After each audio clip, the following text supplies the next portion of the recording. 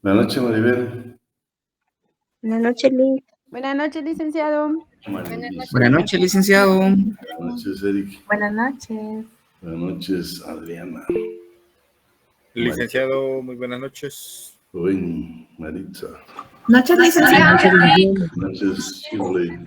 Buenas noches, licenciado. Buenas noches, Lorena. Buenas noches, Lick. Buenas noches, Cecia. Wilson.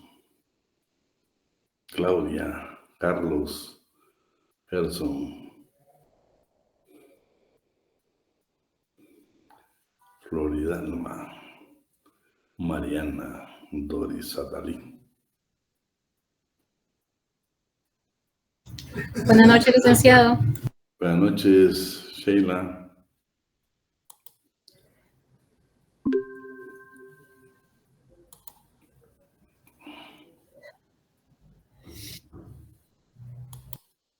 Buenas noches, Kaylee.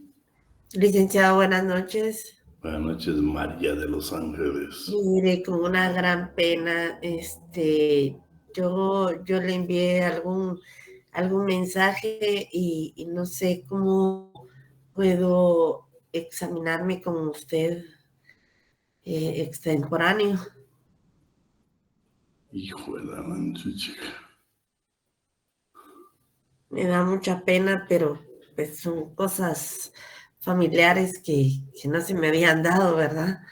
Bueno, Pero tú escribime mañana, mijo, porque voy a ver qué hago, que de hecho yo le escribí a su correo desde hace 3 días. Siempre, pero he andado con una pena familiar, fíjate, entonces... Entonces no. le escribo... Escríbeme mañana, por favor. Va, de acuerdo, licenciado, muchas gracias. Bueno, jóvenes, vamos a comenzar el día de hoy. La clase va a ser siempre, vamos a hablar de lo relativo al salario, ¿sí? Que nunca se nos va a olvidar 2 artículos, que yo quiero que no se nos olvide. El artículo número 1 del convenio 95 del Tratado Internacional del Trabajo, ¿saben por qué es interesante? Y yo les he dicho que esta es parte de la legislación laboral. ¿Qué dice el 95, artículo 1? Salario significa la remuneración o ganancia, sea cual fuere su denominación o método de cálculo, siempre que pueda evaluarse en efectivo. Eso es fijada de común acuerdo fijada por acuerdo por la legislación y con la debida participación de trabajador y patrón. Pero vean lo interesante, remuneración o ganancia, sea cual fuere su denominación o método de cálculo. Les voy a dar una pregunta. ¿La propina es salario, sí o no?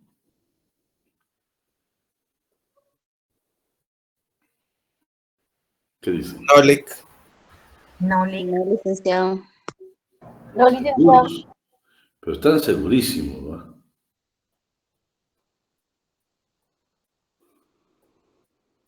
¿Qué dicen? ¿Están segurísimos? No, ya Cristian ya tiene dudas.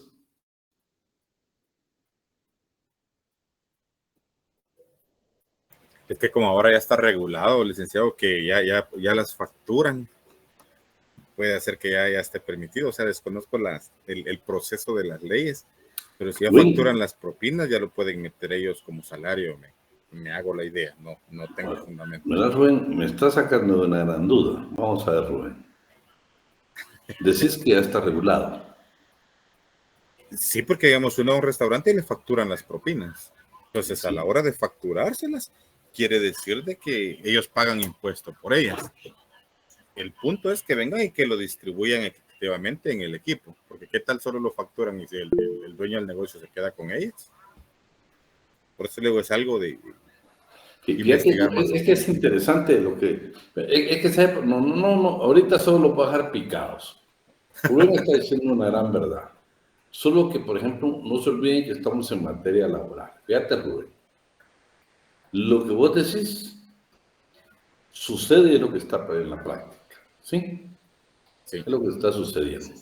Que están metiendo entre las facturas.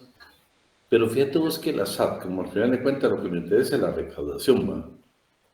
Pero Rubén, si nos vamos a la empresa individual o a la sociedad anónima su objeto.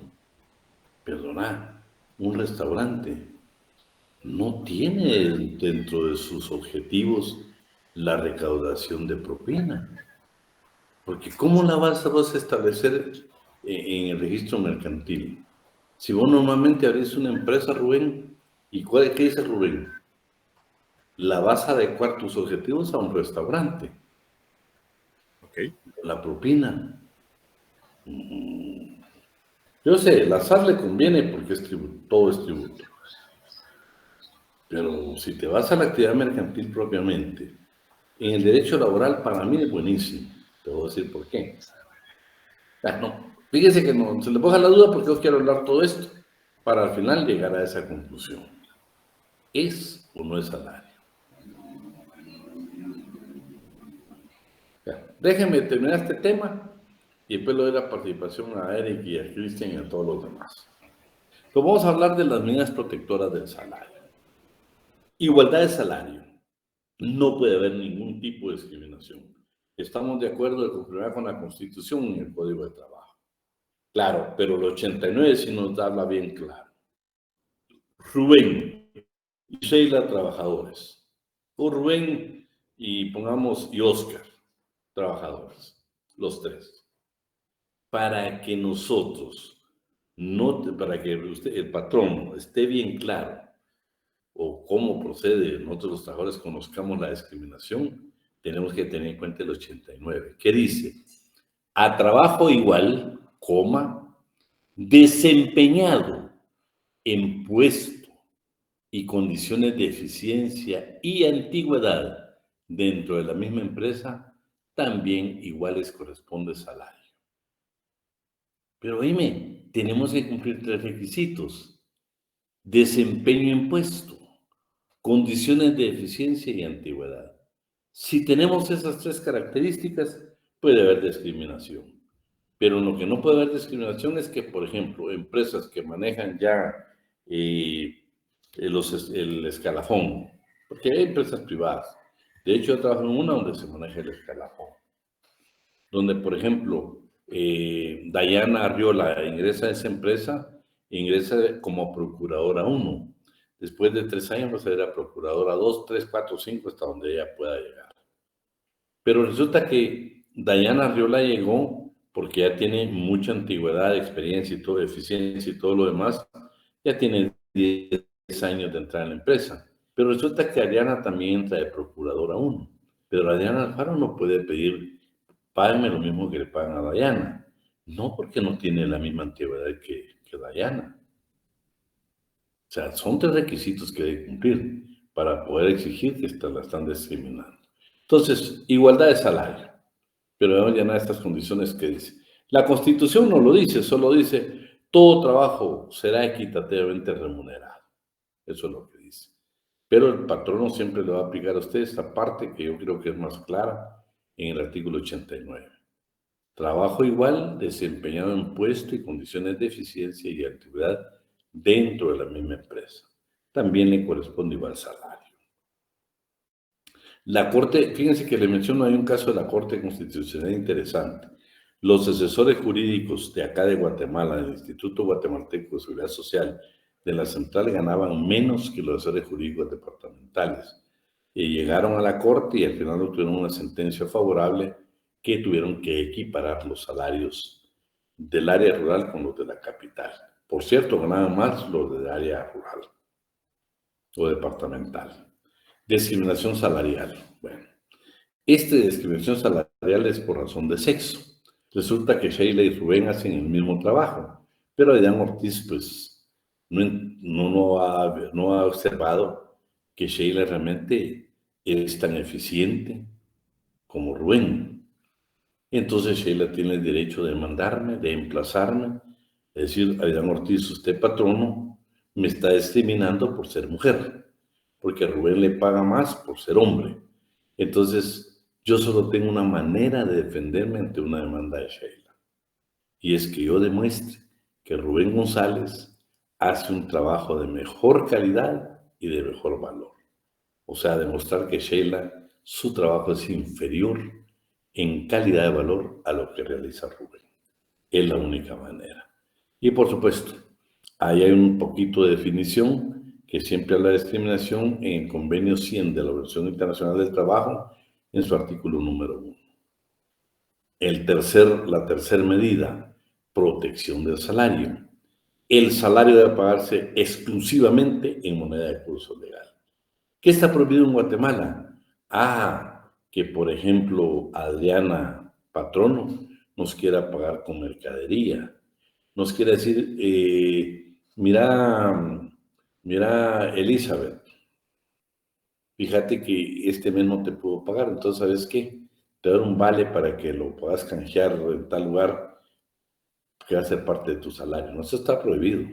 O mira, pues no te puedo pagar, pero aquí el producto que nosotros vendemos en la empresa, todo este producto a costo, no se puede, porque se le es más barato el costo. No, el salario debe pagar exclusivamente en moneda de curso legal. No se permite otra manera y es la tercera parte de protección al salario. ¿Sí? Luego también el artículo 95 que está ahí, está permitido pagar en cheque, que es el inciso 2 del artículo número 3 del convenio 95 de la OIT. Pero en la parte primera dice, los salarios deben de pagarse en efectivo. Se pagan exclusivamente en moneda de curso legal. Y deberá prohibirse el pago con pagarés, con vales, con cupones. No se permite, señora. Y el artículo 100 también nos amplía el convenio número 100, en su artículo de la OIT, en su artículo número 2, nos amplía también el tema. La cuarta medida protectora del salario, como ventaja económica. Bueno, va a surgir la duda, ¿qué es una ventaja económica? Yo le estoy dejando aquí 8, creo que son 2, 4, 6, 7 sentencias de la Corte de Constitucionalidad para que encontremos y veamos qué es una ventaja económica. Pero hoy me quiero referir a la parte del pago. Dice la ley, las ventajas económicas de cualquier naturaleza que sean, que para mí es una amplitud muy especial esta, que se otorgan a los trabajadores en general por la prestación de sus servicios, debe entenderse que constituyen el 30% del importe total de los salarios. Nos da más o menos a qué se refiere el artículo número 1 del convenio número 100. Dice que el término remuneración comprende el salario o sueldo básico o mínimo o cualquier otro emolumento en dinero o en especie pagados por el empleador directa o indirectamente al trabajador en concepto de empleo en este último. Le puse ese porque se acerca más a lo que queremos hablar de ventajas económicas. Por cierto, las ventajas económicas usted solo las puede reclamar cuando se retire de la empresa y tiene en prescripción aquel término genérico de 2 años. 2 años tenemos para poderlo hacer. Vamos a ver, aquí podemos terminar nosotros toda una clase, pero le quiero dejar que usted por lo menos lea uno de estas sentencias para establecer qué considera la Corte hoy. Y le pongo diferentes periodos porque ha variado. Todavía hay un poco de duda en cuanto al criterio que es una ventaja económica, porque sigue la discusión.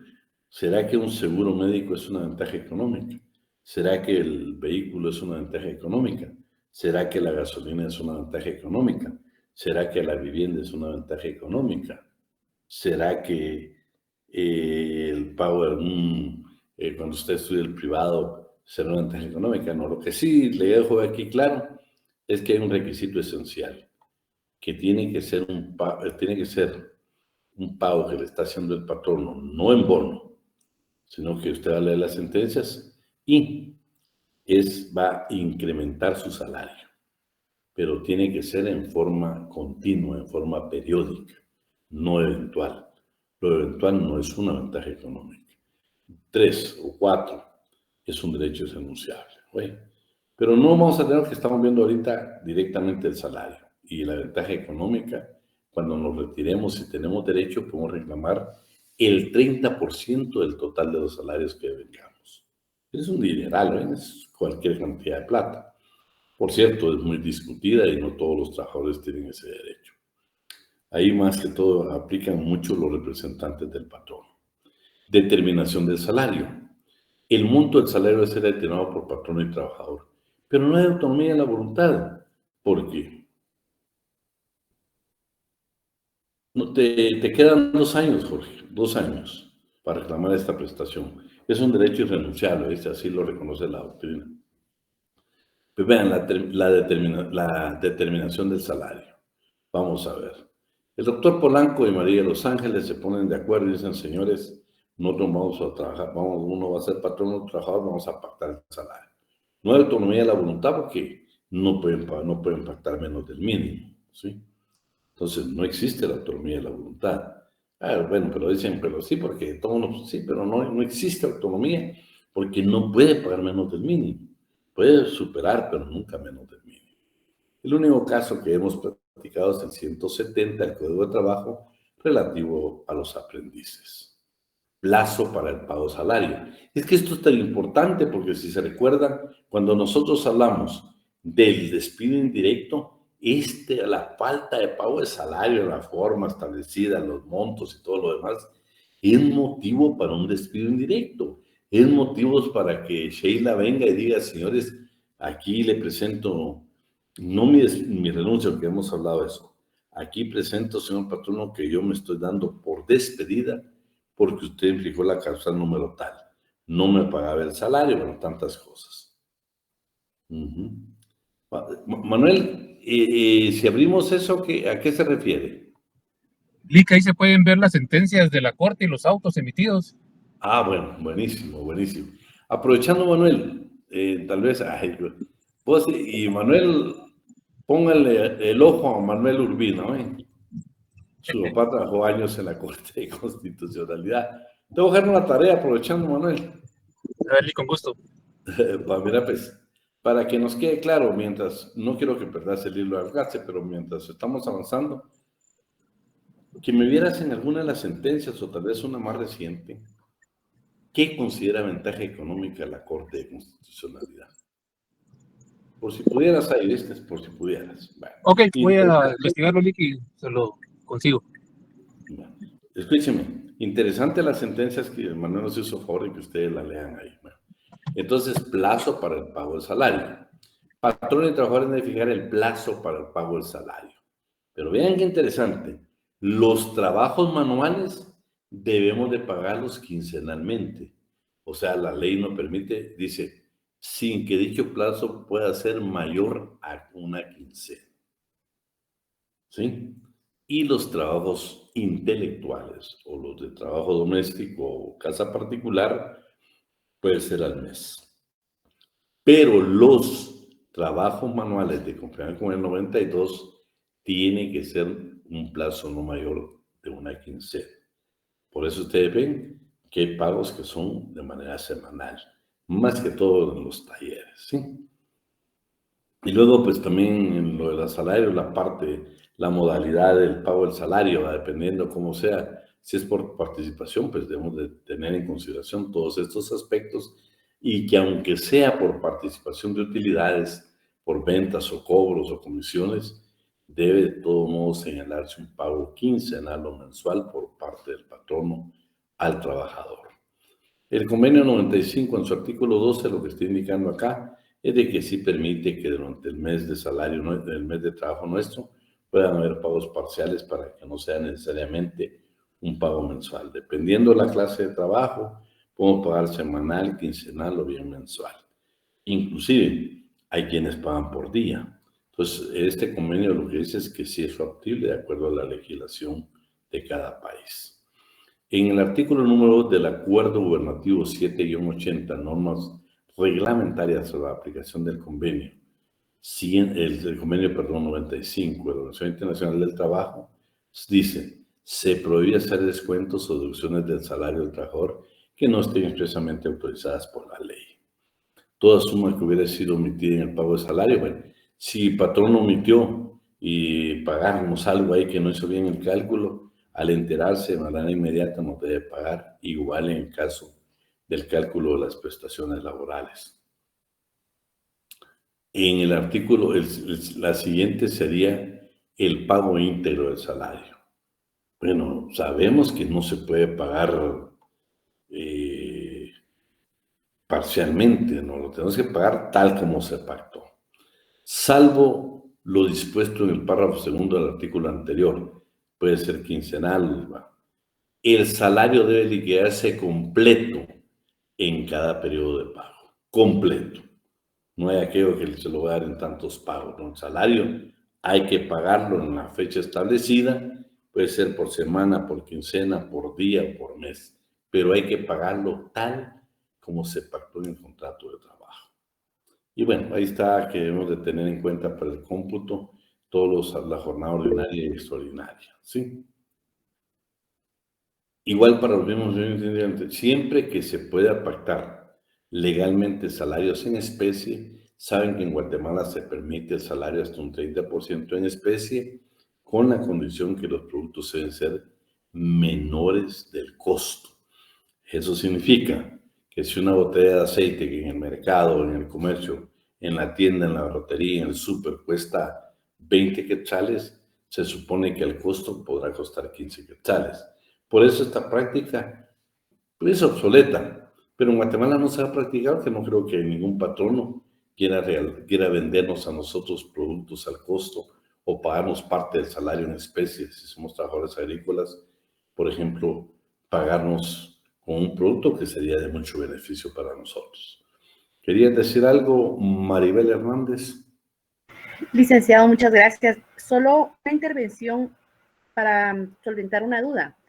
Si una persona está suspendida por el Seguro Social y le pagan el 66%, el otro 34%, ¿se puede solicitar a la empresa?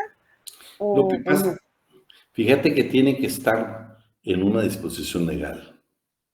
Tiene que estar en una disposición legal de la empresa. Reglamento interior de trabajo, si hay pactos, tiene que estar en el pacto. Lo tiene que establecer de alguna manera, porque muchas empresas no te pagan el resto, ¿viste? Sino que te quedas con ese porcentaje de la suspensión.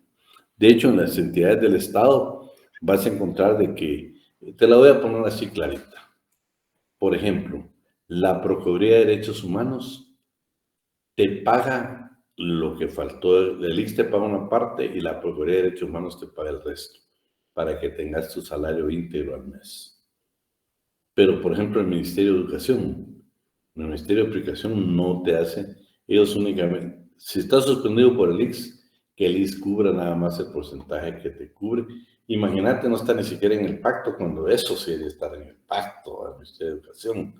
Querían de hacerte el ajuste para completar tu salario, pero ahí no está, ¿viste? En esa norma no está. Y además, yo les digo, hablando del magisterio, saben que en el magisterio el pacto tiene que, si yo renuncio, tengo derecho a cuatro salarios, no a los 10 que establece la ley. Para yo tener derecho a los 10, tengo que ir precisamente a poder entrar a un litigio o acudir a la vía administrativa, que es la Oficina Nacional de Servicio Civil, para que nos puedan pagar. Que yo creo que eso debería estar muy claro y preciso en el pacto. Pero bueno, sigamos mejor. Para no Gracias, licenciado, muy amable. Bueno. Protección al trabajador para percibir su salario. Rubén González para recibir su salario. Lo que la ley permite es que si Rubén no puede o él lo quiere, puede entregar una carta, debe ser siempre por escrito, indicando que su salario también se lo puede entregar a su querida esposa. Eso sí lo permite la ley. Pero un tercero, por lo menos el código no lo establece así. El salario debe pagarse directamente al trabajador o la persona de su familia que él indique por escrito o en acta levantada ante autoridad de trabajo. Así lo dice. Esto también lo establece y lo confirma el artículo número 5 del Convenio 95 de la Organización Internacional del Trabajo. Lugar de pago. Solo déjame lugar de pago. Bueno, el lugar de pago tiene que ser la empresa. La regla general debe ser durante la jornada de trabajo. Sin embargo, este artículo permite que si no es en la jornada de trabajo, debe hacerse inmediatamente después. Artículo 95. El pago del salario debe hacerse en el propio lugar donde los trabajadores prestan sus servicios.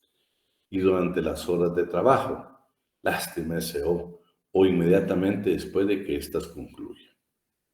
Yo de repente, miren, esta sería otra bonita modificación. Solo quitar o inmediatamente después, para que nos paguen dentro de la jornada de trabajo nuestro salario. Se prohíbe pagar salario en lugares de recreo, expendios comerciales o días alcohólicas. Usted sabe por qué. Y lo amparamos también con el artículo número 13 del convenio 95 de la Organización Internacional del Trabajo. Decime, Jocelyn. Sí, gracias, licenciado. Respecto al artículo 94, me surge una duda. Entonces, ¿cómo es que algunas entidades financieras de una vez descuentan por medio de recursos humanos de la planilla y le pasan el dinero a los bancos? ¿Sabes qué es lo que pasa? Es lo que yo les dije a ustedes que antes. No debería ser así, pero vamos a analizar el artículo 100, ¿oíste? Te voy a responder cuando veamos el 100. Que para mí, por favor, nunca se nos olvide el indubio pro operario. Veamos fíjate, pues dice, y este lo hemos leído varias veces. ¿Qué es lo que dice ustedes? Que el salario mínimo es inembargable, lo dice clarito. Y también la Constitución habla claro. Inembargabilidad del salario en los casos que establece la ley. Por supuesto. Entonces está diciendo que si el 96 dice que el salario mínimo es inembargable, lo está protegiendo también el 102, inciso E, de la Constitución Política de la República de Guatemala. Y el convenio 95, en su artículo 10 también, el salario no podrá embargarse o cederse sino en la forma y dentro de los fines fijados por la legislación nacional. Y bueno, la excepción, esto lo hemos platicado también en el artículo 97. Se recuerdan que por alimentos sí nos pueden embargar hasta un 50%. Y el párrafo final dice que si ya tenemos el embargo de ese 50%, para otras deudas, para otras obligaciones, únicamente debería corresponder un 10%. Oíme, Joseph, ya que imagínate un trabajador que esté demandado por la esposa por alimentos. Ya estas entidades de crédito, estas entidades bancarias, si ya tenemos nosotros un embargo por alimentos, únicamente tenían derecho a embargarnos un 10%. Lo dice el 97 del Código de Trabajo. Luego el 98 dice que es inembargable los instrumentos y herramientas del trabajo. No se puede. Anticipo. Sí puede el patrón darnos anticipo. Lo que no puede decir es, bueno, como yo le di a Jocelyn anticipo, mira, Jocelyn, te voy a cobrar intereses. No, eso es ilegal. Los anticipos que haga el patrón al trabajador por cuenta de salarios en ningún caso deberán de vengar intereses. El siguiente párrafo es interesante, ustedes. Pero puede ser que Jocelyn le dijo al patrono que le prestara más allá de su salario. O puede ser que de común acuerdo, pues vamos a ver, Dayana era tu patrono, y Amy, por consideraciones o lo que sea, te dio más plata de lo que tú realmente ganas al mes. Lo que dice la ley es de que Dayana, patrono, no puede a fin de mes decirle, Jocelyn, los 5,000 quetzales que ganas, vengan todos para la cuenta porque me los debes. No, señor. Este inciso, este segundo párrafo, el inciso del artículo 99 del Código de Trabajo establece que Dayana te puede hacer efectivo los descuentos de lo que tú le debes, pero lo tiene que hacer en 5 pagos. Las deudas que el trabajador contraiga con el patrono por este concepto, por pagos hechos sin exceso, por responsabilidades civiles con motivo del trabajo, se deben amortizar hasta su extinción en un mínimo de 5 periodos de pago. Norma, fundamento legal, excepto cuando el trabajador voluntariamente quiera pagar, ¿sí? En los demás casos de las deudas, ¿sí? Que el trabajador contraiga con el patrón o sus asociados, familiares dependientes durante el del contrato o anterioridad a celebrarse, ese solo pueden amortizarse o en su caso compensarse en la proporción que sean embargables de acuerdo a las disposiciones que hemos visto. Y esto lo tenemos contenido en el artículo 8 del convenio 95 de la Organización Internacional del Trabajo. Protección del salario a favor de la familia. Lo que indicamos que pusimos como referencia a Rubén.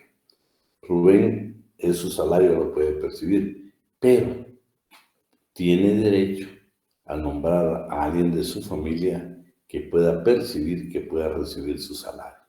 Lo dice el 94. Y el 97, la protección a la familia, que nos pueden demandar por alimentos y nos pueden embargar hasta un 50%. Jocelyn, este es el artículo, mira. Este es donde se ha abusado. Este es donde los recursos humanos quieren tomar la interpretación del derecho laboral en forma literal, cuando no procede, porque aquí estamos hablando de un derecho humano, estamos hablando del indubio pro operario, protegido aún por la propia Constitución en su artículo 106. Pero mira lo que dice. Esta norma es antigua, pero esta muchas veces es lo que de recursos humanos te quieren aplicar con la pregunta que me hiciste. Los salarios que no excedan de 100 quetzales, imagínate qué obsoleta la norma. Al mes no pueden cederse, venderse, compensarse ni gravarse a favor de personas distintas de la esposa, concubina y familiares que vivan y dependan económicamente de él. En eso estamos de acuerdo. Sino en la proporción que les sean embargables. Pero mira lo que dice aquí, José. Quedan a salvo las operaciones legales que se hagan con las cooperativas o con las instituciones de crédito que operen con autorización otorgadas de acuerdo a la ley. Eso es lo que te aplican, Joseph. Eso es lo que mucha gente de recursos humanos, en vez de aplicarte el 96, se basan y ponen de fundamento legal este párrafo del artículo número 100. Pero ahora que sos estudiante de Derecho, ahora que Jocelyn ya tiene bases legales, ahora tú puedes decir, perdonen. Deben en materia laboral aplicar el indubio pro operario contenido en el 106 de la Constitución Política de la República de Guatemala. En caso de duda, en caso de la aplicación de dos normas, vamos a aplicar la que más favorece al trabajador. Lo dice la ley, José. ¿Y cuál favorece más? El 96, Jocelyn. El salario mínimo es inembargable. Esa es la historia por lo que tú me preguntabas.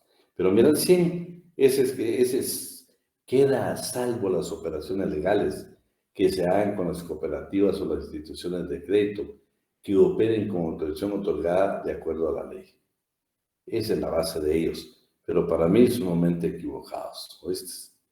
Protección del salario y privilegios, ¿sí?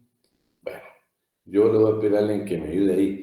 Este artículo me fascina. No, vamos a leer solo la primera parte. Lo demás lo lee usted en la comodidad de su casa.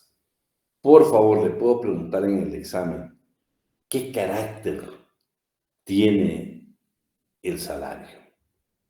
Dice la ley que tiene carácter alimenticio. Artículo 101, primer párrafo del Código de Trabajo. Los créditos por salarios no pagados o las indemnizaciones en dinero a que los trabajadores tengan derecho en concepto de terminación de sus contratos de trabajo gozan de su carácter alimenticio de los siguientes privilegios, una vez que unos u otros han sido reconocidos por los tribunales de trabajo y previsión social. Y ahí te va a hablar del 426, que es el proceso de ejecución en materia laboral. Pero ahí, reconocidos por los tribunales de trabajo y previsión social. El carácter del salario, entonces, de comparar con el 101, es alimenticio. Y lo ampara también el artículo 11 del convenio 95 de la Organización Internacional del Trabajo. Pago por interrupción de labores imputable al patrón. Es normal. Si es por culpa del patrón que nosotros no trabajamos en una jornada a la que estamos nosotros contratados, le corresponde pagarlo al patrón. Por ejemplo, voy a hacer en cuenta que con las suspensiones hablamos nosotros la falta de materia prima imputable al patrono. Nos tiene que pagar. Nuestro salario no es objeto de discusión. No lo tiene que pagar. El hecho que no tenga materia prima no le da derecho a decir, miren, ustedes no me han ido la materia prima, entonces ¿saben qué? Esta semana vamos a pagar, pero tampoco se la puede pagar. Nos la tiene que pagar porque es su responsabilidad. Lo de la materia prima le corresponde a él. Salario no debe descontarse por concepto de multa. Esto también medio se los pregunté, no sé si venía en la variante de ustedes, ¿hasta cuánto se puede suspender a un trabajador? La ley que dice que todos deben de tener reglamento interior de trabajo si tenemos más de 10 trabajadores, y si no, pues apliquemos el artículo 60, inciso B. Se prohíbe descontar suma alguna del salario de los trabajadores sin concepto de multa. Fíjense que, y lo acabo de ver hoy, en una institución del Estado, que me enteré que si usted falta entre semana, le descuentan el día domingo. Y yo, ¿y por qué? O el día de descanso. ¿Y por qué? Y la verdad, para mí, no debería ser así. No debería ser así. Porque el 60 en todos los reglamentos interiores de trabajo es como que fuera una multa. Porque yo no vine el lunes, me van a descontar el domingo. Eso sería una multa. Y si está haciendo así, si se están ejecutando estas cosas en alguna empresa, pues valdría la pena accionar primero administrativamente. Ya sea si es el Estado, pues será el servicio civil, y si es la iniciativa privada, pues a través del Ministerio de Trabajo. Y posteriormente, pues ya acudir a un órgano jurisdiccional, porque lo considero que es irresponsable, de acuerdo con lo que establece el artículo 60, inciso C del Código de Trabajo. Y esta es la norma que dice que nadie puede suspenderse sin goce de salario por más de 8 días. Y con el debido proceso. Eso significa con el derecho de defensa del trabajador. Hasta después de que ha sido vencido, lo podemos suspender por 8 días sin goce de salario. Yo he escuchado y no sé de dónde sacaron la norma que indican que son 30 días. No, señor, 8 días. Jamás la ley ha dicho que sean 30. Planillas y libros. Esta va a ser pregunta de examen. Una vez se lo pongo ahí para que lo tome nota. Cuando el patrono tenga más de 10 trabajadores, más de 10 debe llevar el libro de salarios. Pero si es menos de 10, aquí la ley dice de 3, acuérdense que ahora es como un trabajador, ¿va? Bueno, pero si tiene menos de 10, lo que debe llevar es las planillas del Seguro Social. Más de 10, libro de salarios. Menos de 10, las planillas del Instituto Guatemalteco de Seguridad Social. Hasta ahí, bueno. Hablemos del salario mínimo. Primero, ¿qué elementos deben de tomarse en cuenta para poderlo fijar? Fijación del salario mínimo. Bueno, primero tenemos que hablar de la Comisión Nacional del Salario Mínimo, luego de la Comisión Paritaria del Salario Mínimo, los dictámenes que rinde la Junta Monetaria y también el Instituto Guatemalteco de Seguridad Social. ¿Y a quién le corresponde fijar el salario mínimo? Al presidente de la República, al organismo ejecutivo. ¿Cómo se fija? ¿Cada cuánto? Anualmente. Vamos a ver qué dice cada uno de los artículos. En el artículo 89, yo tengo dudas si es el 89. ¿Alguien me lo verifica?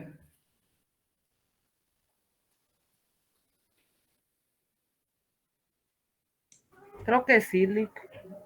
Pero miremos. Sí. Que dice que... Sí, licenciado, ese es. Confirmado, Lick. Bueno. Para fijar el importe del salario de cada clase de trabajo se deben de tomar en cuenta intensidad y calidad del mismo, clima y condiciones de vida. Fíjense, lo primero que debe ver la Comisión Paritaria del Salario Mínimo, intensidad, calidad, clima y condiciones de vida. Luego ya nos venimos en el artículo 103. Todo trabajador tiene derecho a devengar el salario mínimo. ¿Para qué va a servir? Para cubrir sus necesidades normales en orden material, moral y cultural, y que le permita satisfacer sus deberes como jefe de familia, el carácter alimenticio y atendiendo las modalidades de trabajo a las particulares condiciones de cada región y a las posibilidades patronales de cada actividad intelectual, industrial, comercial o ganadera. Debemos de tomar en cuenta en la fijación del salario aquellos salarios que se pagan por unidad de tiempo, por unidad de obra o por participación. Lo que la ley prevé es de que tenemos que tomar en cuenta todas estas formas de pago de salarios para no perjudicar a ninguna clase de trabajadores por la forma como le pagan. Artículo 104. El sistema para la fijación de los salarios mínimos se debe aplicar a todos los trabajadores, con excepción de los trabajadores del Estado que se manejan a través de su presupuesto. Entonces, vamos primero con la Comisión Nacional del Salario. ¿Qué es la Comisión Nacional del Salario? De conformidad con el artículo 105, es el organismo técnico y consultivo de las comisiones paritarias, encargada de asesorar a dicho ministerio, el Ministerio de Trabajo y Previsión Social, en la política general de salario. ¿Cómo está integrada? De conformidad con el Acuerdo Gubernativo 1319, está integrada 2 representantes gubernamentales, 2 representantes de las entidades sindicales de trabajadores y 2 representantes de las cámaras empresariales o su coordinador, el famoso CACIF. Estos 3 tienen derecho a voz y voto, el A, B y el C. Los que únicamente tienen derecho a voz son el representante del Ministerio de Economía, el de Junta Monetaria, el del Instituto Guatemalteco de Seguridad Social, el del Instituto Nacional de Estadística y el del Ministerio de Agricultura. Y eso precisamente lo establece los siguientes artículos, ¿sí? Ahí estamos. Requisitos. ¿Qué requisitos se requieren precisamente para poder ser miembro de la Comisión Nacional del Salario? Esta es una entidad que pertenece al Ministerio de Trabajo y Previsión Social. Ser guatemalteco natural, mayor de 25 años. Eso sí, hoy se lo subrayo y quiero que me le ponga atención. Estado celular y estar libre en nuestros ejercicios civiles. Poseer una honorabilidad e independencia de criterio. Y lo que estamos indicando, para ser un representante de trabajadores y patronos ante la Comisión Nacional del Salario, debemos ser miembros de los sindicatos o de las asociaciones de la Federación o Corporación que nos está proponiendo para integrar la Comisión Nacional del Salario. Que, por cierto, les quiero contar que ellos tienen salario o son dietas, pero sí tienen un tipo de pago. ¿A quién le corresponde el nombramiento? Por supuesto, después de las propuestas respectivas, lo van a hacer a través del Ministerio de Trabajo y Previsión Social, ¿sí? Y déjenme ver dónde está lo del pago.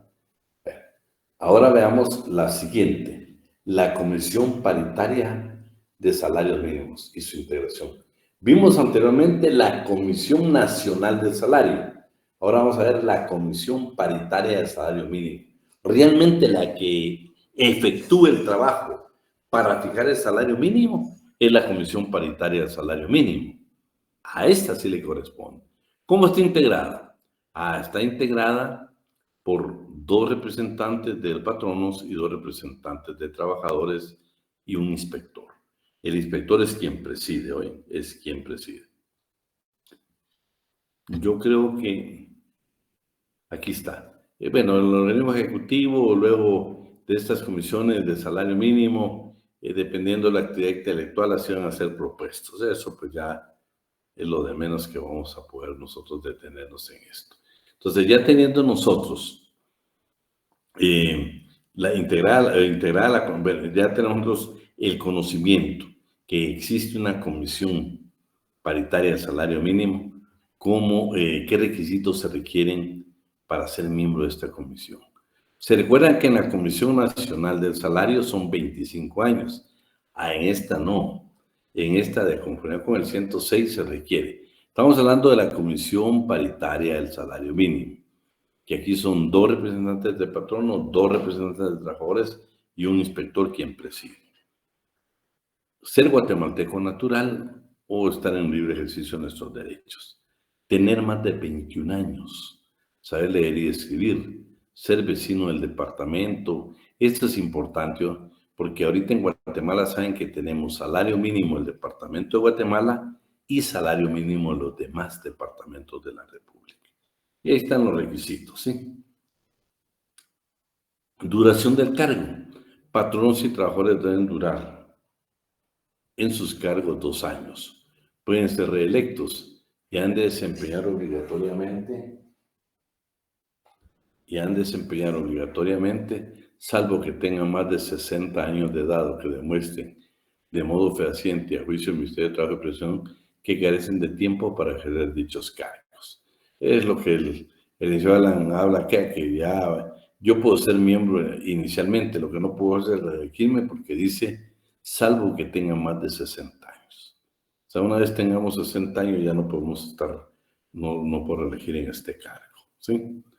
Y esta es la parte, miren, todos los miembros de las comisiones paritarias de salarios mínimos tienen derecho a devengar un salario mensual o una dieta por sesión celebrada, que en cada caso determinará el Ministerio de Trabajo y Previsión Social, atendiendo a la importancia de sus labores y al tiempo de su cumplimiento les demande. O sea, sí se va a ser remunerado, todo trabajo debe ser remunerado. Y aquí está el nombramiento que responde precisamente patronos y trabajadores que han de integrar las comisiones paritarias del salario mínimo deben ser nombradas por el Ministerio de Trabajo y Previsión Social dentro de los primeros 20 días del mes de enero al año que corresponda a completar con el siguiente procedimiento. Y ahí pues está establecido el procedimiento, hasta las publicaciones y todo lo que se tiene que hacer. El quórum es la mitad más 1. Ese ya es el quórum para poder funcionar legalmente la Comisión Paritaria del Salario Mínimo. Sus atribuciones. Estas le voy a pedir para no estar hablando solo yo. ¿Quién nos apoya con el 110? El que está en pantalla, por favor. Licenciado. Por favor. Dice artículo 110, Código de Trabajo. Son atribuciones de las comisiones paritarias de salarios mínimos. A. Precisar en forma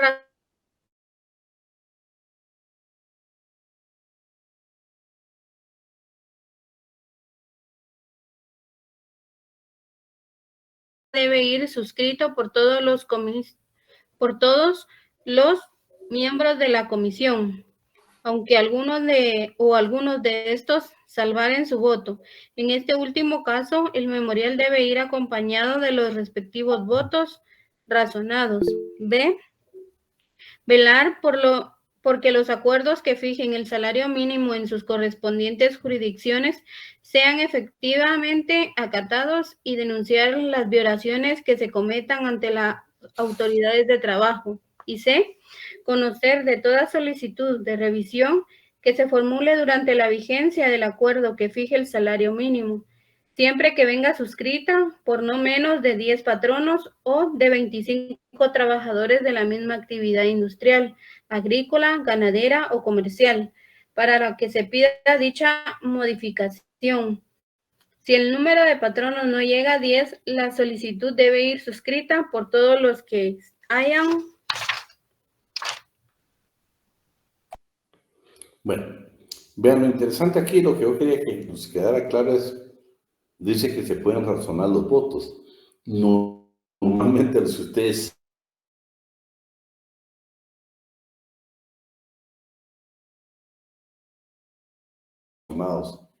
son los 2 representantes de patronos, nunca van a estar de acuerdo con un nuevo salario mínimo, nunca.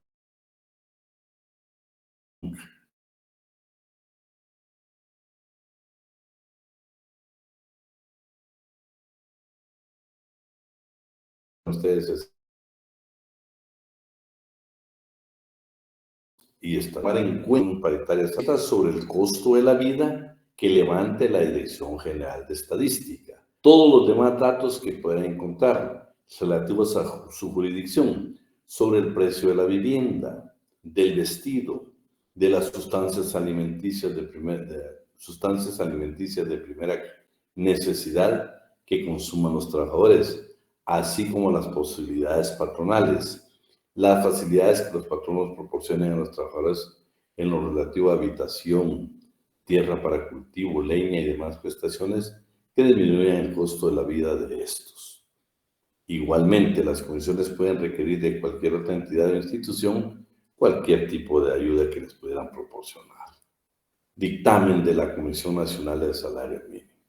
La Comisión Nacional del Salario Mínimo, una vez reciba los informes de la Comisión Paritaria del Salario Mínimo, deben rendir al Ministerio de Trabajo y Previsión Social el dictamen razonado que corresponda dentro de los 15 días siguientes al recibo de dicho informe, el que debe armonizar con los salarios mínimos por actividad y circunscripciones económicas en todo el país hasta donde sea posible. Copias de este dictamen deberán ser enviadas al mismo tiempo a la Junta Monetaria y al Instituto Guatemalteco de Seguridad Social para que ambas instituciones remitan al Ministerio de Trabajo y Previsión Social sus observaciones escritas que estimen pertinentes, ¿sí? Formular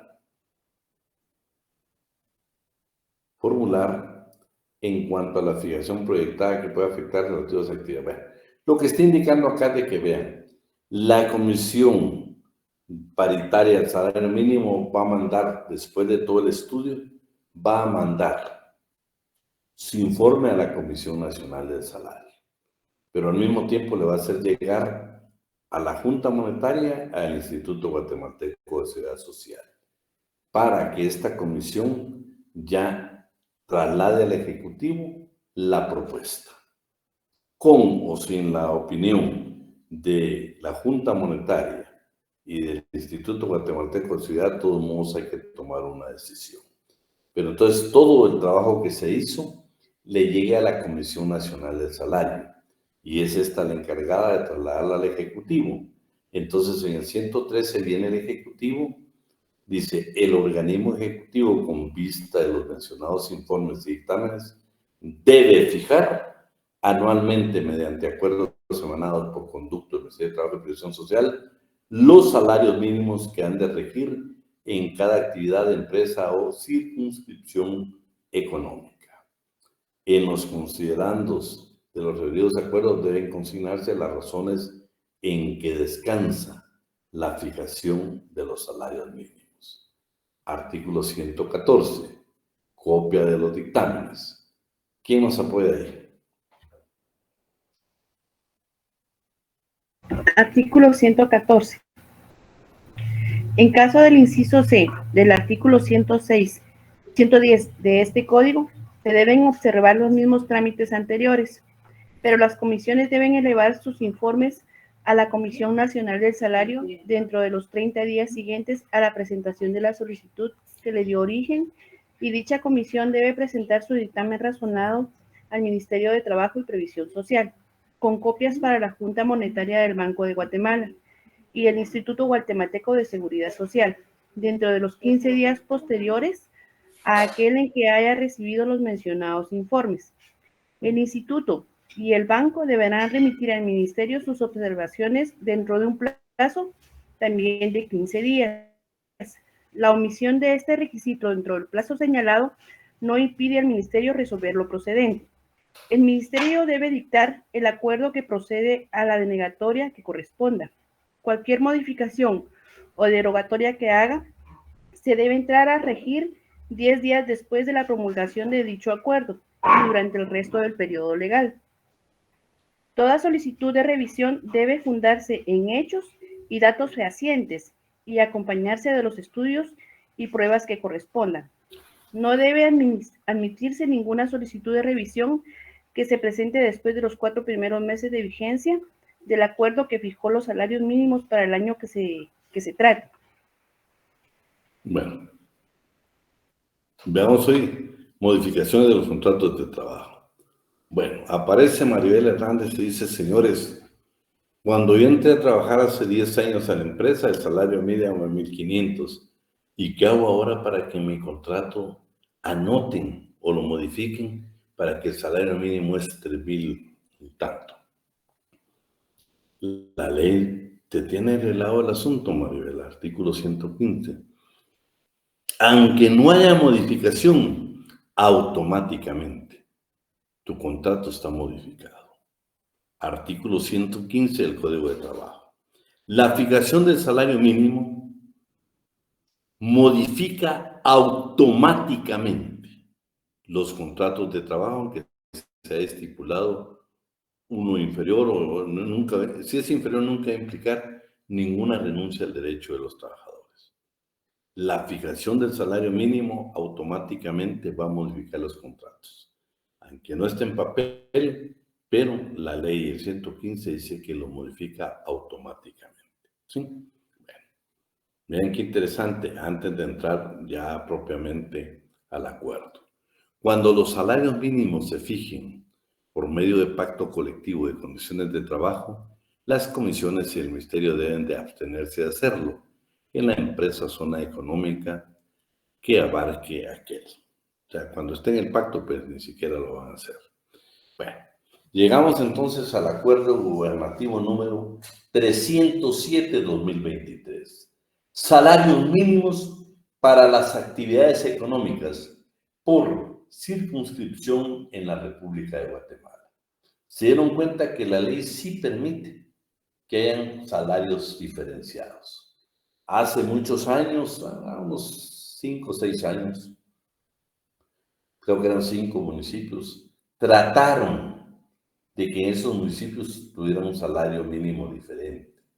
Yo leí por ahí porque me interesó. Jóvenes, estaban pensando casi reducir el salario mínimo que se paga en Guatemala en un 50%. ¿Por qué? Porque tenían ofertas de maquilas, que por cierto son los más terribles en pago de prestaciones y pago de salarios de los trabajadores, de tiempo extraordinario y todo lo demás, que nadie se preocupa, pero creo que aunque existan cualquier tipo de convenios internacionales, debería respetar, si no respetan nunca, la legislación laboral guatemalteca. Pero la idea era que estos señores de un determinado país querían decir, vamos a instalar nosotros maquilas en esos departamentos, pero queremos pagar menos del salario mínimo, casi la mitad. Y bueno, con el afán de generar empleo está bien. Menos mal de la Corte Constitucional dijo, no señores, el salario mínimo en ese entonces era único y aplicaba para toda la República. Pero la ley se lo permite y hoy lo hicieron, güey. Adrián Ortiz, que es un poco opositor a hacer clases sociales de los trabajadores, no estuvo muy de acuerdo. Pero me detuve a hacer algún tipo de comentario. ¿Por qué? Fíjense que esto fue el año pasado. Pero en ambos casos, en los trabajadores de los departamentos y el departamento de Guatemala, en los dos casos, superaron el salario mínimo establecido para el 2023. Eso me pareció interesante, que no se fueron a reducir el salario mínimo, sino que lo incrementaron. Claro, en porcentajes un poco diferentes, pero hubo incremento. No, la propuesta que yo escuché hace 5 años era reducir a la mitad el salario mínimo para los trabajadores de esos municipios. Y eso sí era grave, pues, era sumamente grave. Ahora, pues lo que hicieron fue decir, bueno, eran 3,000 y ahora todos van a ganar más, tanto los departamentales como el departamento de Guatemala. Sigue siendo clasista porque sin querer creamos 2 clases de trabajadores, del área urbana o metropolitana y los demás que pudiéramos decir del área rural, los departamentos. Y lo vamos a ver aquí concretamente. Otra circunstancia que me pareció un poco difícil a mí entender es que en los cuadros de la fijación de salarios mínimos anteriores nos ponían cuánto era por hora. Ahora únicamente nos ponen por día. ¿Por qué era interesante que agregaran por hora? Porque en Guatemala el convenio 175 de la Organización Internacional del Trabajo habla del tiempo parcial. En Guatemala es factible que usted contrate a alguien por 2, por 3, por 4, por 5, por 6 horas. Es factible hacerlo.